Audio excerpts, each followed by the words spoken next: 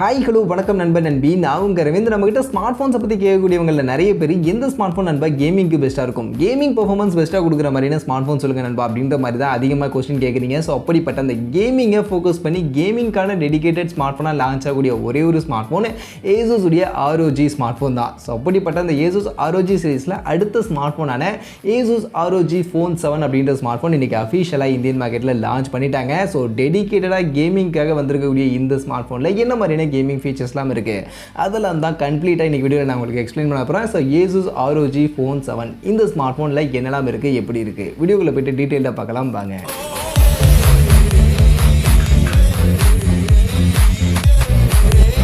So first ROG smart phone அப்படின்னு சொன்னாலே உங்களுடைய லுக்லேயே இது ஒரு கேமிங் ஸ்மார்ட் ஃபோன் தான்ப்பா அப்படின்றத நம்மளை கன்வின்ஸ் பண்ணுற விதமான ஒரு லுக்கில் தான் எப்போவுமே கொடுப்பாங்க. அந்த மாதிரி தான் இந்த Asus ROG Phone 7 இந்த ஸ்மார்ட் ஃபோனுக்கான லுக்கும் நமக்கு இது ஒரு கேமிங் ஸ்மார்ட் ஃபோன் தான்ப்பா அப்படின்னு மொபைலை பார்த்த உடனே சொல்கிற மாதிரியான ஒரு லுக்கில் தான் கொடுத்துருக்காங்க. பட் ஆனால் என்னென்னா இந்த லுக் நமக்கு பார்க்குறதுக்கு கிட்டத்தட்ட Asus ROG Phone 6 எங்களுடைய ப்ரீவியஸ் ROG 6 மாதிரியே தான் இருக்குது. பெருசாக டிசைனில் 6லேருந்து இந்த 7க்கு பெரிய அப்கிரேட் அப்படின்றதுனால கிட்டத்தட்ட ROG Phone 6 மாதிரியான ஒரு லுக்கில் தான் இந்த ROG Phone 7 சீரிஸ்க்கான ஸ்மார்ட் ஃபோனும் நமக்கு எடுத்துகிட்டு வந்திருக்காங்க.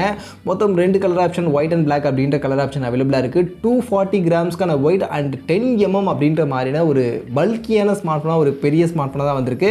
அஃப்கோர்ஸ் இது ஒரு கேமிங் ஸ்மார்ட் ஃபோன், கேமிங்கான நிறைய விஷயங்கள் உள்ளே இருக்குது, கேமிங் சென்சார்லாம் உள்ளே இருக்குது அப்படின்னும் போது அதுக்கான வெயிட் கொஞ்சம் அதிகமாக தான் எப்போவுமே ROG ஸ்மார்ட் ஃபோனில் இருக்கும். ஸோ இந்த ஸ்மார்ட் ஃபோனும் கொஞ்சம் பல்கியாக வெயிட் அதிகமாக தான் இருக்குது. அண்ட் கேமிங் ஸ்மார்ட் ஃபோன் அப்படின்னும் போது எல்லாரும் எதிர்பார்க்கக்கூடிய அந்த கேமிங் ட்ரிகர்ஸ், ஏர் ட்ரிகர்ஸ் சொல்லக்கூடிய அந்த ட்ரிகர்ஸும் இந்த ஸ்மார்ட் ஃபோனில் இருக்குது.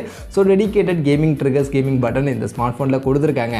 அது போக இந்த ஸ்மார்ட் ஃபோனுடைய வெயிட் இவ்வளோ அதிகமாக இருக்கிறதுக்கான மிக முக்கியமான காரணம் இந்த ஸ்மார்ட் ஃபோனுடைய பேட்டரி பேக்கப். ஏன்னா 6000 mAh ஒரு பெரிய பேட்டரி பேக்கப் அப்படின்றது இந்த ஸ்மார்ட் ஃபோனில் கொடுத்துருக்காங்க. ஸோ ஒரு பெரிய battery backup 6000 mAh battery backup இருக்கிறதுனால உங்களால் ரொம்ப நேரம் கண்டினியூஸாக இந்த ஸ்மார்ட் ஃபோனை கேம் பிளே அப்படின்றது பண்ணிக்க முடியும். அதற்கான ஒரு பெரிய பேட்டரி பேக்கப் இருக்குது. அண்ட் இந்த பேட்டரியை சார்ஜ் பண்ணுறதுக்கான ஃபாஸ்ட் சார்ஜிங்னு பார்க்கும்போது 67 வாட்ஸ்க்கான ஃபாஸ்ட் சார்ஜிங்கான சப்போர்ட் இந்த ஸ்மார்ட் ஃபோனில் பண்ணுறாங்க. பட் ஆக்சுவலி பாக்ஸில் பார்த்தீங்கன்னா 30 வாட்ஸ்க்கான சார்ஜர் தான் கொடுக்குறாங்க. ஏன்னு தெரியல, இது ஒரு ஃப்ளாக்ஷிப் செக்மெண்ட்டுக்கான ஸ்மார்ட் ஃபோன். ஸோ அந்த செக்மெண்ட்டுக்கு கண்டிப்பாக அவங்க பாக்ஸ்லேயே 67 வாட்ஸ்க்கான சார்ஜரை கொடுத்துருக்கலாம். பட் ஏன்னு தெரியல, இங்கே பாக்ஸில் வெறும் 30 வாட்ஸ்க்கான சார்ஜர் தான் கொடுக்குறாங்க. இது போக இந்த ஸ்மார்ட் ஃபோனுடைய பர்ஃபார்மன்ஸ், ஸோ இது ஒரு gaming smart phone and ROG smart ஃபோன்னு சொன்னாலே அவங்க பர்ஃபார்மன்ஸ் எப்போவுமே அப்போ மார்க்கெட்டில் இருக்கக்கூடிய அந்த top and most powerful processor தான் யூஸ் பண்ணுவாங்க. அதே மாதிரி தான் இந்த ஸ்மார்ட் ஃபோன்லையும் இப்போ கரண்ட்டாக மார்க்கெட்டில் இருக்கக்கூடிய த மோஸ்ட் பவர்ஃபுல் ப்ராசஸரான Snapdragon 8 Gen 2 அந்த ப்ராசஸரை தான் இந்த ஸ்மார்ட் ஃபோனில் நமக்கு யூஸ் பண்ணியிருக்காங்க. ஸோ பர்ஃபார்மன்ஸ் உங்களுக்கு குறையே இருக்காது, வேறு லெவலான பர்ஃபார்மன்ஸ் அப்படின்றது கண்டிப்பாக கொடுத்துரும். அது மட்டும் இல்லாமல் இந்த Snapdragon 8 Gen 2 தூக்கிட்டு வந்து ROG அவங்க ஸ்மார்ட் ஃபோனுக்கு ஏற்ற மாதிரி உள்ள நிறைய கஸ்டமைசேஷன்லாம் வேலைகள்லாம் பண்ணி தான் இந்த ஸ்மார்ட் ஃபோனில் அவங்க வந்து இன்டெகிரேட் பண்ணுவாங்க. ஸோ அதனால் கேமிங்க்கு உங்களுக்கு வேறு லெவலான பர்ஃபார்மன்ஸ் கண்டிப்பாக இந்த ஸ்மார்ட் ஃபோனில் கொடுக்கும். அதில் உங்களுக்கு எந்த குறையுமே இருக்காது. அது போக லேட்டஸ்ட்டான LPDDR5X RAM type UFS 4.0 மாதிரியான அந்த லேட்டஸ்ட்டான கனெக்டிவிட்டி சப்போர்ட்டும் உங்களுக்கு இந்த ஸ்மார்ட் ஃபோனில் இருக்கிறதுனால பர்ஃபார்மன்ஸ் உங்களுக்கு அடிச்சிக்க முடியாது, ஒரு சூப்பரான வேறு லெவலான பர்ஃபார்மன்ஸ் கொடுக்கும். அதில் எந்த ஒரு குறையும் இல்லை. அண்ட் அதே சமயம் உங்களுக்கு கொஞ்சம் ஹீட்டிங் இஷ்யூஸ் கண்டிப்பாக இந்த ஸ்மார்ட் ஃபோனில் இருக்கும். ஏன்னா ROG ஸ்மார்ட் ஃபோன் அப்படின்னு சொன்னாலே அந்த பர்ஃபார்மன்ஸ்லாம் கொஞ்சம் ஓவர்டாக ஹையாக அவங்க பண்ணுறதுனால ஹீட்டிங் அப்படின்றது கண்டிப்பாக இந்த ஸ்மார்ட் ஃபோனில் கொஞ்சம் அதிகமாக தான் இருக்கும். பட் அதை கூல் பண்ணுறதுக்கு தான் அந்த ஏர் கூலர் மாதிரியான விஷயங்கள்லாம் இதில் கொடுத்துருவாங்க. ஸோ அதெல்லாம் யூஸ் பண்ணும்போது கொஞ்சம் நீங்கள் அதெல்லாம் கொஞ்சம் கூல் பண்ணிக்க முடியும். பட் கேமிங் ஸ்மார்ட் ஃபோன் அப்படின்னா அதை கொஞ்சம் நம்ம அட்ஜஸ்ட் பண்ணிக்கிட்டு தான் ஆகணும். மற்றபடி இந்த ஸ்மார்ட் ஃபோனில் பார்த்தீங்கன்னா உங்களுக்கு ப்ளூடூத் வெர்ஷன் 5.3க்கான கனெக்டிவிட்டி, Wi-Fi 7க்கான லேட்டஸ்டான கனெக்டிவிட்டிலாம் இருக்கிறதுனால பர்ஃபார்மன்ஸ், கனெக்டிவிட்டி இந்த மாதிரியான இஷ்யூக்கள் எதுவுமே இருக்காது. ஒரு நல்ல சூப்பரான கேமிங் பர்ஃபார்மன்ஸ் கண்டிப்பாக இந்த ஸ்மார்ட் ஃபோனை எடுத்துக்க முடியும். அப்கோர்ஸ் கேமிங் ஸ்மார்ட் ஃபோன் அப்படின்னும் போது அது கண்டிப்பாக கொடுத்தாகணும். அதை இங்கே நமக்கு கொடுத்துருக்காங்க. அடுத்து மொபைலுடைய டிஸ்பிளேன்னு பார்க்கும்போது 6.78 இன்ச்சஸ்க்கான சைஸில் ஃபுல் HD ப்ளஸ் ரெசல்யூஷனுக்கான AMOLED பேனலுக்கான டிஸ்பிளேங்க நம்ம கொடுத்துருக்காங்க. 165 ஹெர்ட்ஸ்க்கான ஒரு ஹை ரெஃப்ரெஷ் ரேட்டோட இந்த டிஸ்பிளே இருக்குது.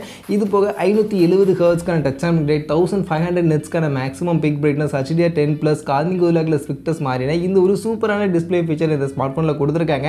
ஸோ டிஸ்பிளே ஃபீச்சர்ஸ்லாம் பார்க்குறதுக்கு நல்லா இருக்குது அப்படின்னாலும் இவங்க செட் பண்ணிருக்கக்கூடிய அந்த செக்மெண்ட்டுக்கு கண்டிப்பாக இப்போ மார்க்கெட்டில் இருக்கக்கூடிய மற்ற பிராண்ட்லாம் பார்த்தீங்கன்னா 2K ரெசல்யூஷன், 1.5K ரெசல்யூஷனுக்கான டிஸ்பிளேலாம் கொடுக்கும்போது இவங்களும் கண்டிப்பாக 2K ரெசல்யூஷன் அந்த மாதிரி கொஞ்சம் ரெசல்யூஷனை இம்ப்ரூவ் பண்ணி கொடுத்துருக்கலாம்.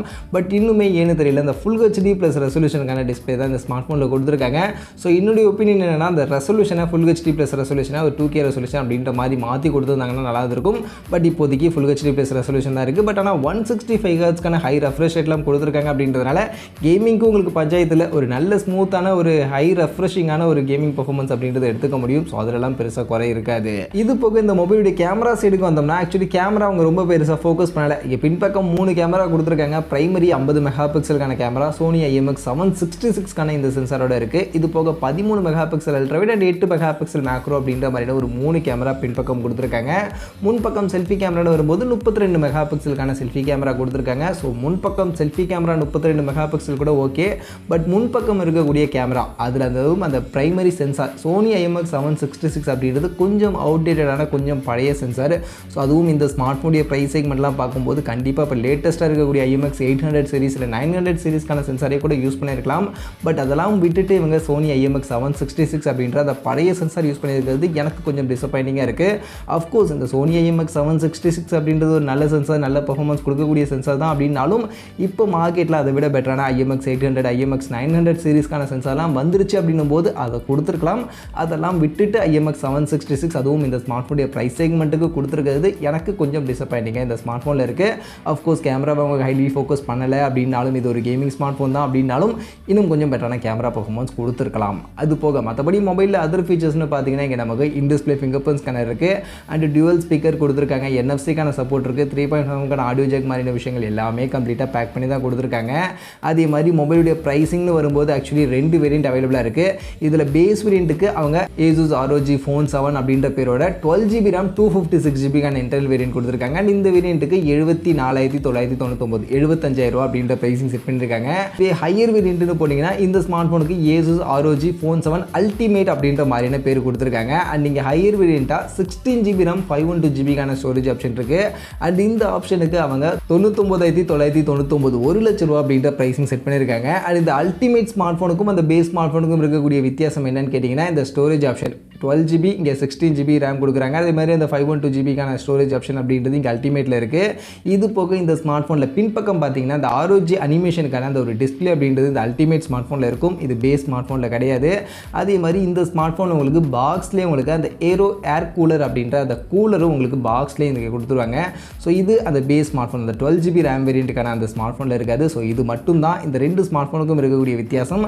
மற்றபடி ஸ்பெக்ஸ் எல்லாமே நான் ஸ்டார்டிங்கில் சொன்ன ஸ்பெக்ஸ் எல்லாமே கம்ப்ளீட்லி இந்த 2 ஸ்மார்ட் ஃபோனுக்கும் ஒரே மாதிரியான ஃபீச்சர்ஸ் தான். அதில் எந்த வித்தியாசமும் இல்லை.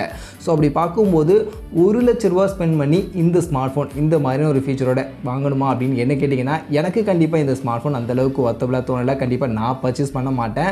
பட் நீங்கள் பர்ச்சேஸ் பண்ணுவீங்களா அப்படின்றது சொல்லுங்கள். என்ன கேட்டிங்கன்னா இந்த ₹1,00,000 செக்மெண்ட்டுக்கு இந்த ஸ்மார்ட் ஃபோன் இது ஒரு கேமிங் ஸ்மார்ட் ஃபோன், கேமிங்கான விஷயங்கள்லாம் நிறைய இருக்குது அப்படின்னாலுமே இந்த ₹1,00,000 ப்ரைஸிங்க்கு கண்டிப்பாக இந்த ஸ்மார்ட் ஃபோனில் இருக்கக்கூடிய ஃபீச்சர்ஸ் பார்க்கும்போது அந்தளவுக்கு ரொம்ப இம்ப்ரெசிவான ஃபீச்சர்ஸாக எனக்கு படலை. கண்டிப்பாக இன்னும் பெட்டரான ஃபீச்சர்ஸ் இந்த ஸ்மார்ட் ஃபோன் அவங்க கொடுத்துருக்கணும். ப்ரீவியஸ் Asus ROG Phone 6லேருந்து பெரிய லெவலான அப்கிரேடேஷன் எதுவுமே பண்ணாமல் தான் இந்த Asus ROG Phone 7 எடுத்துகிட்டு வந்திருக்காங்க. ஸோ அந்த வகையில் ₹1,00,000 ப்ரைஸிங் செட் பண்ணியிருக்கும் போது கண்டிப்பாக இன்னும் கொஞ்சம் பெட்டரான ஃபீச்சர்ஸ் கொடுத்துருந்தாலும் நல்லா இருந்திருக்கும். பட் இப்போதைக்கு இந்த ஸ்மார்ட் ஃபோனில் இருக்கக்கூடிய ஃபீச்சர்ஸ் பார்க்கும்போது அந்த ₹1,00,000 ப்ரைஸிங்க்கு கண்டிப்பாக இந்த ஸ்மார்ட் ஃபோன் அந்தளவுக்கு ஒர்த்தபுளாக எனக்கு படலை. மற்றபடி உங்களுக்கு என்ன தோணுது இந்த Asus ROG Phone 7 ஸ்மார்ட் ஃபோனை பற்றி அப்படின்றத நீங்கள் கமெண்ட் செக்ஷனில் வந்து சொல்லுங்கள்.